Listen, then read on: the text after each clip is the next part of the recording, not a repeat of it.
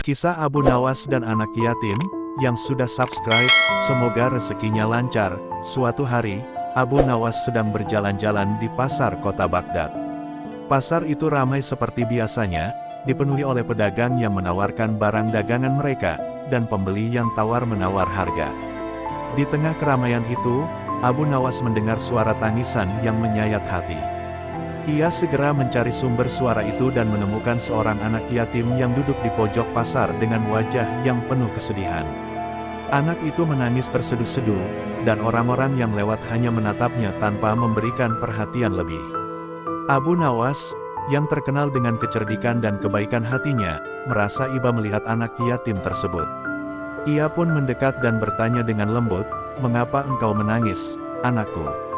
Apakah ada yang bisa aku bantu?"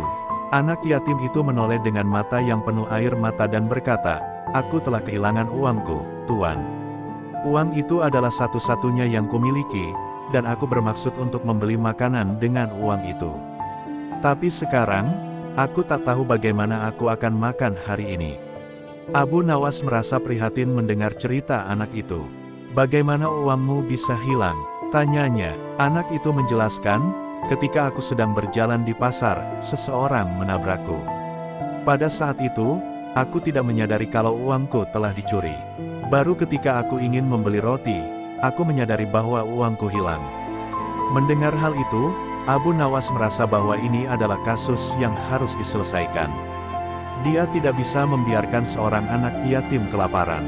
Maka, dengan penuh tekad, ia berkata, "Jangan khawatir, anakku. Aku akan membantumu menemukan pencurinya." Mereka pun mulai mencari di sekitar pasar, berharap menemukan petunjuk. Namun, setelah berkeliling beberapa waktu, mereka tidak menemukan apapun. Abu Nawas kemudian memutuskan untuk menggunakan cara yang lebih cerdik.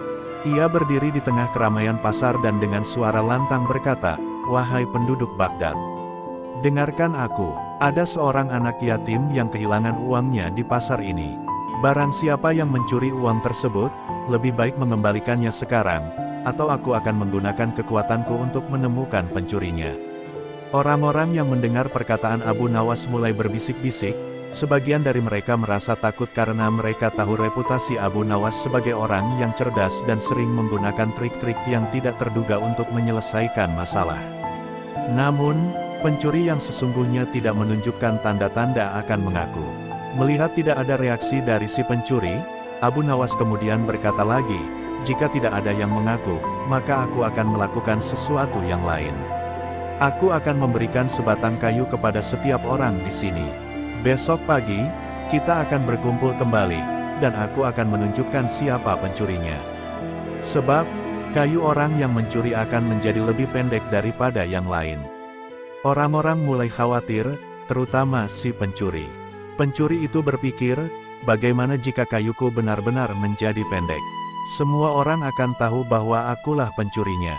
Dalam kepanikan, pencuri itu memutuskan untuk memotong sedikit kayunya pada malam hari, agar tidak ketahuan. Keesokan harinya, seperti yang dijanjikan, Abu Nawas kembali ke pasar dan meminta semua orang yang telah menerima kayu untuk berkumpul. Ia mulai memeriksa panjang setiap kayu yang dipegang oleh orang-orang tersebut. Ketika tiba giliran pencuri itu, Abu Nawas langsung tersenyum.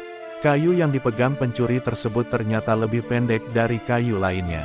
"Dengan ini, aku bisa katakan bahwa engkaulah pencurinya," kata Abu Nawas dengan tenang.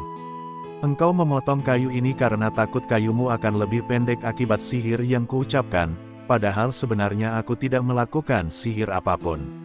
Engkau sendirilah yang membuat kayu ini menjadi lebih pendek." Si pencuri pun tak bisa mengelak lagi. Ia jatuh berlutut di hadapan Abu Nawas dan mengakui perbuatannya. Dengan rasa malu, ia mengembalikan uang yang telah dicurinya kepada anak yatim itu. Orang-orang yang menyaksikan kejadian tersebut merasa takjub akan kecerdikan Abu Nawas, yang berhasil mengungkap pencurian itu tanpa kekerasan ataupun membuat keributan. Anak yatim itu merasa sangat berterima kasih kepada Abu Nawas. "Tuan, aku tidak tahu bagaimana harus berterima kasih kepadamu. Uang ini sangat berarti bagiku, dan sekarang aku bisa membeli makanan untuk beberapa hari ke depan." Abu Nawas tersenyum dan menepuk bahu anak yatim itu. Tidak perlu berterima kasih, anakku. Yang penting adalah engkau bisa makan dan tidak kelaparan. Ingatlah selalu untuk berhati-hati di pasar dan jangan sampai tertipu lagi.